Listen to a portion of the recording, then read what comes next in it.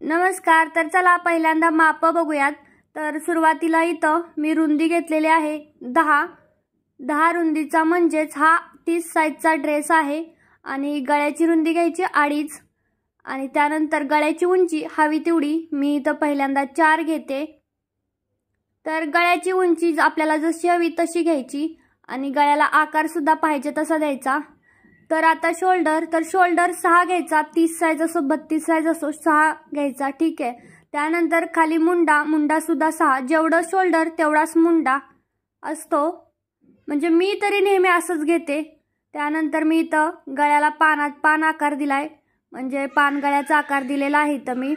तर हा खूप नॉर्मल पानगळा आहे जो की गोल मध्येच मुडतो, खूप असा डीप पानगळा नाही की पूर्ण पानाचा आकार नाही येणार, इथं फक्त थोडासा नॉर्मली येईल। आणि मग मुंड्याच्या साइडने पण मी इथे 1 इंच करून घेऊन नंतर मुंड्याला पण असा आकार दिलेला आहे गोलाकार।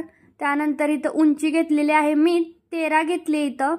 जर नॉर्मल ड्रेस शिवताना काय करायचं असतं की उंची 15 घ्यायची असते, त्यामुळे मग कमरेचं बरोबर येतं 14 पर्यंत किंवा 13.5 पर्यंत। तर मी इथं तो बघा असा शॉर्ट गाऊन असतो जो की फक्त छातीपर्यंत असतो तसा वाला शिवती, जो की तू चाल पुढे मधील शिल्पी बघा तसा ड्रेस घालती, म्हणजे लगेच समजेल की कसा नेमका ड्रेस। तर तसा ड्रेस मी इथं शिवते जो की मला घरी वापरायला किंवा बाहेर वापरायला चालतो। तर आता बघा पानगळ्याचा आकार पण छान आला होता। तर आता पाठीमागची बाजू आपण कटिंग करतोय, त्यासाठी पण इथं मी उंची तेवढीच घेतलेली आहे। आणि त्यानंतर सगळी माप सेम आहे, तिथं काही मापात बदल करायचा नाही, फक्त मी इथं गळ्याची उंची कमी घेते। आधी मी 4 घेतली होती, आता 3 घेतली आणि त्यानंतर सेम। आणि इथं मुंड्यात फक्त 1.5 इंच आपल्याला मुंड्याचा गोलाकार द्यावा लागतो, 1.5 इंचावरती, आणि पुढच्या भागाला 1 इंचावरतीच गोलाकार द्यावा लागतो। तर आता ह्याचं सुद्धा कटिंग मी व्यवस्थित करून घेते। तर पुढचा आणि मागची माप ड्रेससाठी सेमच असतात, काही बदल नाही, फक्त गळ्याची उंची आणि मुंड्यात जो आपण गोलाकार देतो तो फक्त वेगळा असतो, नाहीतर बाकी सगळी माप सेम जशीच्या तशी टाकून घ्यायची। तर आता हा ड्रेस बघा पाठीमागचा भाग पण आपला व्यवस्थित कटिंग करून झालेला आहे। तर आता उंची खाली ड्रेसची जी उंची असते कमरेपासून खालची, तर मी गुडघ्याच्या थोडासा नॉर्मल खाली शिवते, त्यामुळे इथे मी 30 घेतलेला आहे। तुमच्या ह्याने तुम्हाला जेवढी उंची असेल तेवढी उंची घ्यायची। आता मी कटिंग करून घेते। तर हा पूर्ण अशी साडीसारखाच कपडा असतोच, आपण ज्यावेळेस मीटरवरती आणतो त्यावेळेस मी फक्त फोल्ड करून ठेवलेला आहे दिसावा म्हणून। आणि इथं मी स्लीवची कटिंग केली, सॉरी स्लीवचा कटिंगचा व्हिडिओ कुठे गेला मला काहीच समजलं नव्हतं। तर आता स्टिचिंग करूयात। तर पहिल्यांदा मी इथं पाठीमागचा गळा घेतलेला आहे, पाठीमागच्या गळ्याचा जो भाग आहे तो पाठीमागचा आपला भाग आहे हा। आणि बघा मी इथे एक पट्टी घेतली जी की डबल फोल्ड करून घेतलेली आहे, दुमडून अशी पट्टी घ्यायची म्हणजे। आणि ह्या ड्रेसचं सांगते, हा कपडा आहे तो क्रेपचं कॉटन आहे हे, त्यामुळे काय असतं ह्याच्यावरती बुकरम वगैरे लावायचं नाही। जशी नॉर्मल ड्रेसची कट करून कपडा 1.5 इंचाच्या पट्ट्या करायच्या आणि गळ्याला गळापट्टी करून घ्यायची।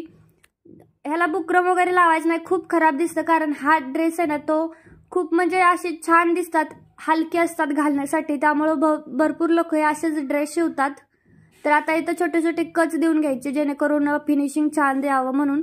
आता इथं डबल टिप म्हणजे दाब टिप द्यायची आहे आपल्याला इथे। तर वरच्या साईडने एक दाब टिप मस्त देऊन घ्यायची, म्हणजे फिनिशिंग पण छान दिसतं आणि ज्यावेळेस आपण पट्टी फोल्ड करतो तेव्हा ती इझिली आतल्या साईडला फोल्ड पण होते। हे 2 आहे त्याचे टिप्स मुद्दे। तर छान असं पट्टीला पण आपण इथं दाब टिप देऊन घेतलेले आहे। तर आता काय करायचं, पट्टी आहे ती आतल्या साईडना फोल्ड करायची। तर इथं मी पट्टी थोडी मोठी घेतलेली, त्यामुळे मी डबल फोल्ड करणार आहे, कारण की पुढचा गळा थोडासा भरीव दिसावा। हा ड्रेसचा कपडा खूप पातळ असतो म्हणून मी इथं डबल पट्टी करून घेतलेली, कारण थोडंसं जाड आपलं कसं गळ्याची ब्लाउजची पट्टी वगैरे असते किंवा पायपिंग, तसं थोडंसं जाड दिसावं म्हणून मी इथं डबल करून घेतले। तर इथं मी जसं शिवते तसा ही ड्रेस शिवायला खूप साधं सोपा असते, एक अर्ध्या तासाच्या आत हा ड्रेस शिवून होतो, जास्त टाइम लागत नाही, एक अर्धा तास खूप झाला या ड्रेससाठी।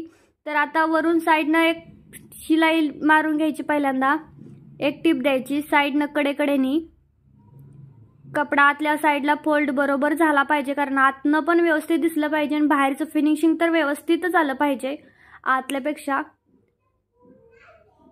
तर आता मी आत घालून अजून एक इथं शिलाई देऊन घेते साईडनं, म्हणजे आपण इथं पट्टी करतोय तर पट्टीचं थोडासा व्यवस्थित अशी साईडनं शिलाई द्यायची, म्हणजे कसं दिसायला पण छान दिसतं आणि फिनिशिंगसुद्धा व्यवस्थित होतं.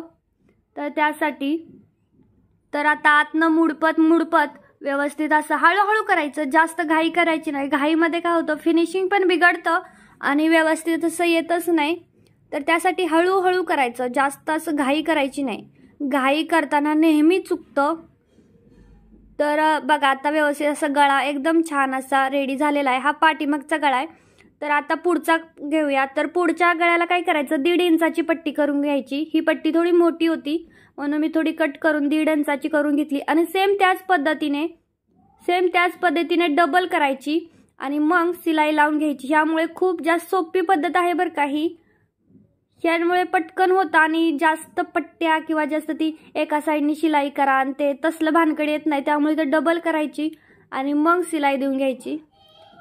तर आता ही शिलाई पण मी छान अशी देऊन घेते आणि त्यानंतर हिला पण काच देऊन घ्यायचे. असे कच दिल्याने काय होतं की कपडा लगेच आतल्या साईडला दुमडला जातो आणि व्यवस्थित फिनिशिंग दिसतं.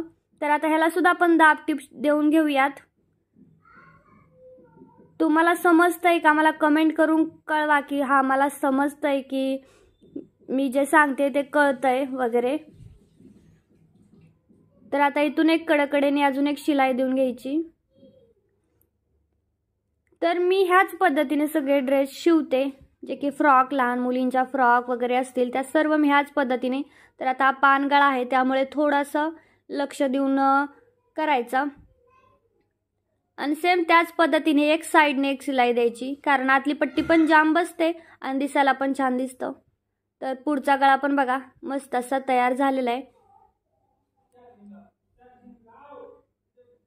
तर बघा आता छान अशा शिलाई टिप देऊन घ्यायच्या. तर व्यवस्थित असा पानगळा पण आता इथं तयार झालेला आहे. आता काय करायचं, दोन्ही एकावर एक ठेवायचा, पुढचा भाग आणि मागचा भाग उलटे करून ठेवायचे. पुढचा भाग जर सरळ असेल तर पाठीमागचा भाग आहे तो उलटा त्याच्यावरती ठेवायचा आणि मग इथं आपल्या शिलाई देऊन घ्यायच्या शोल्डरच्या, म्हणजे एकदम पॅक बसतं. शोल्डरला शिलाई देताना नेहमी 2 शिलाई द्यायच्या. त्यामुळं काय होतं की शोल्डरचे ते धागे उसवतही नाही आणि शोल्डर जास्त दिवस टिकतं पण. तर आता सेम त्याच पद्धतीने मी घेतलं करून इथं. अरे आता त्यानंतर स्लीव्ज लावायचे. तर स्लीव्जला मी पहिल्यांदा जे पुढचा भाग आहे तिथे डबल फोल्ड करून एक शिलाई देऊन घेतलेली आहे. तर पहिल्यांदा पुढचा भाग करून घ्यायचा, नंतर स्लीव्ज अटॅच करायचे. तर बघा व्यवस्थित मी डबल शिलाई देते कारण निघले नाही पाहिजेत म्हणून. तर आता स्लीव्ज अटॅच करून घेऊया आपण ड्रेस सोबत. तर व्यवस्थित स्लीव्ज ना ओढायची नाही. स्लीव्ज ओढली की संपलं, चुरगळती स्लीव्ज आणि फुगं पडतात. त्यामुळे स्लीव्ज हलक्या हातानेच स्टिच करायची. बघा आता स्लीव्ज कंप्लीट झालेल्या आहेत. तर आता बघा आता हा पुढचा भाग आहे जो सरळ आहे आणि जो आपण कपडा कट करून घेतला होता उंचीचा तो उलटा ठेवलेला आहे. आणि मग आता याच्या आपल्याला प्लेट्स देऊन घ्यायच्या आहेत. तर छोट्या पहिल्यांदा मी पाठीमागचा भाग घेतलेला आहे त्यामुळे मी इथं मोठ्या प्लेट्स देते, कारण कपडा पण पुरला पाहिजे. तर हा जवळपास 3 मीटर कपडा होता. 3 मीटर कपड्यामध्ये हा गाऊनसारखा ड्रेस होऊन जातो. जास्त कपडा लागत नाही, 3 मीटरमध्ये होईल. तर मी अजून एक इथं टिप्स देईल तुम्हाला की जर बघा आता माझी तब्येत लहान आहे त्यामुळे मी इथं छोट्या अशा प्लेट्स दिलेल्या आहेत. त्यामुळे काय होतं की तब्येत पण छान दिसते आणि फुगीर असा ड्रेस तयार होतो. जर तब्येत मोठी असेल तर कधी अशा प्लेट्स द्यायच्या नाहीत. तब्येत मोठी असल्यावर ती काय करायचं की आपण तो वेगळ्या पद्धतीने कटिंग करतो, ते वेगळी पद्धत आहे. तर आता मी पुढच्या भागाच्या प्लेट्स देते बघा, छोट्या म्हणजे फुगीर जास्त होईल, ड्रेस फुगीर असा होईल तयार आणि मग खूप छान दिसेल आणि तब्येत सुद्धा थोडी जाणवते मग अशा ड्रेसमुळे. म्हणून मग कधी अशा प्लेट्स द्यायच्या जर तब्येत लहान असेल. तर तब्येत मोठी असेल तर वेगळ्या पद्धतीने कटिंग करायचं. जाड बायकांनी कधी अशा ड्रेसला प्लेट्स नाही द्यायच्या, मग त्यांना ते छान नाही दिसत. आणि जे सुकलेले आहेत, तब्येत खराब आहेत, त्यांना अशा प्लेट्स द्यायच्या. तर बघा किती छोट्या अशा प्लेट्स इथं तयार झालेल्या आहेत. तर आता मी इथं फिटिंग करते ड्रेस. तर पहिल्यांदा स्लीव्ज पाठवून फिटिंग करायची. किती आपला म्हणजे दंडगेर किती आहे बघायचं. तर माझा इथं 5 आहे त्यामुळे मी इथं आधी टिप खडूने मार्किंग केलं की कुठे माझं येत आहे तिथून, आणि मग त्याप्रमाणे मी इथं फिटिंग करते आता ड्रेसचं। तर हा ड्रेस फक्त अर्ध्या तासाच्या आत रेडी होतो। शिलाईचं सांगायचं झालं तर शिलाई ह्या ड्रेसला ना 100 रुपये घेतलीत, अर्ध्या तासात ड्रेस होतो, त्यामुळे 100 किंवा जास्त भेटत असतील तर 150 घ्यायचे। तर आता सेम पद्धतीने मी दुसऱ्या साईडचं पण फिटिंग करून घेते ड्रेस। तर मी आता चालूला एक एकच टिप मारते, कारण हा माझा स्वतःचा ड्रेस आहे। जर उसवलाच तर मी पुन्हा टिप देऊ शकते, पण बाहेरचा ड्रेस असेल शिवायला त्यावेळेस जरा 2-3 टिप्स द्यायच्या, म्हणजे कस्टमरसुद्धा हॅपी होतात। त्यामुळे तर आता हे माझा स्वतःचा घरचा आहे, म्हणून मी इथे एक एकच टिप दिलेले आहे। मला फिटिंगचं माझं माप अगदी करेक्ट माहिती आहे, त्यामुळे पुन्हा फिटिंग करत नाही बसावं लागत। तर आता बघा व्यवस्थित असा ड्रेस इथं तयार झालेला आहे। तर यानंतर आता काय करायचं, जी खालचा भाग आहे आपल्या खालच्या साईडचा त्यासाठी आता फूट चेंज करावं लागतं। तर आता इथं बीडिंगचं फूट मी लावलेलं आहे, जे मशीन सोबतच भेटलं होतं, म्हणूनच या मशीनचे मला वाटतं जास्त फायदे आहेत की सगळं होतं, फॉल बीडिंग सगळं काही ह्या एका मशीनवरती होतं।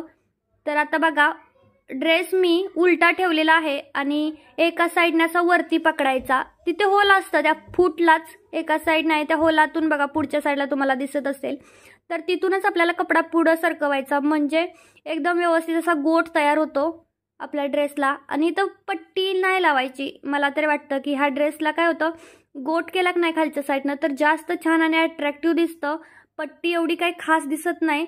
त्यामुळे मी तरी इथं नेहमी बीडिंगच करते, मी इथं नेहमी खूप छान दिसतं आणि ड्रेस पण खूप अट्रॅक्टिव्ह दिसतो मग, आणि होतं पण खूप जास्त पटकन। तर डबल फोल्ड करत जर शिलाई देत बसायचं म्हणलं तर त्या टाईमही खूप वेस्टच होतो आणि ती दिसायला पण बरोबर नाही दिसत। तर बघू शकता तुम्ही किती पटपट असा गोट तयार होतोय।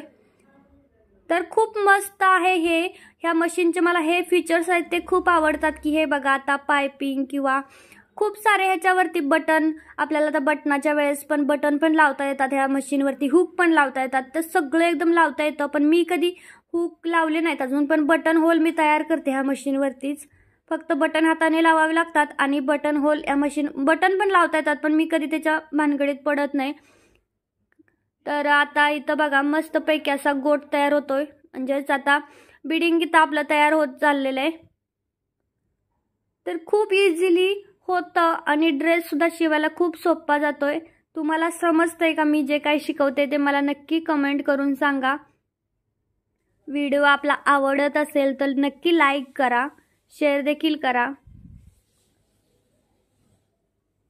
तर आता इथं माझा धागा तुटला होता, तर थोडंसं काय होतं की हा ड्रेस आहे ना, तो ड्रेसचा कपडा थोडा कॉटन आहे, ते वेगळं आहे, त्यामुळे जरा धागा तुटण्याचे शक्यता म्हणजे दाट असतात की ह्या ड्रेसवरती काय होतं, ड्रेसमध्ये धागा अडकतो आणि मग पटपट पुढे चालत नाही धागा, त्यामुळे। तर आता व्यवस्थित असा गोट आपला तयार झालेला आहे आणि ड्रेस पण खूप अट्रॅक्टिव्ह दिसतो, यामुळे खूप छान असे गोट तयार झालेला आहे, ड्रेस पण स्टिच करून झालेला आहे। तर त्यानंतर आता मी गळ्याला आणि साईडला दंडाला इथे दंडघेराच्या तिथे लेस लावून घेतली। तर बघू शकताय कसं फिटिंग आहे, कसं फिनिशिंग आहे, दिसायला कसा ड्रेस दिसतोय। तर खूप लेट झाला होता, खूप दुपार झाली होती, रुद्राचं हातरून वगैरे टाकलं होतं झोपण्यासाठी, त्यामुळे तरी पण मला वाटलं की एकदा घालून ड्रेस दाखवावा, म्हणजे तुम्हाला अंदाज येईल की मी माझा ड्रेस शिवून कसा रेडी झालेला आहे। तर कसा ड्रेस दिसतोय नक्की कमेंट करून सांगा। आवडला तर लाईक शेअर कमेंट आणि चॅनलला देखील सबस्क्राईब करा। Bye bye.